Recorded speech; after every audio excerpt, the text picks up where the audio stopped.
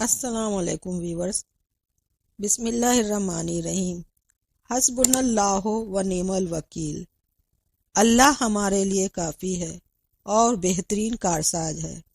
حضرت عبداللہ بن عباس رضی اللہ تعالی روایت کرتے ہیں کہ جب سیدنا حضرت ابراہیم علیہ السلام کو نمرود نے آگ میں ڈالا تو آپ نے یہ دعا پڑھی تھی اور اس کی برکت سے آپ آگ میں محفوظ رہے۔ چنانچہ اس دعا کو ہر مصیبت، غم اور دکھ کے وقت میں زیادہ سے زیادہ پڑھنا چاہیے۔ یہ ایک آزمودہ دعا ہے۔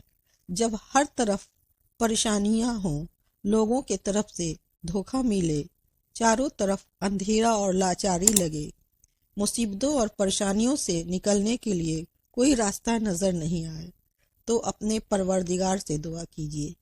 یہ ایک ایسی دعا ہے جو ہم کو ساری مشکلات سے ایسے باہر نکال لیتی ہے جیسے وہ ہم پر کبھی آئی ہی نہیں تھی۔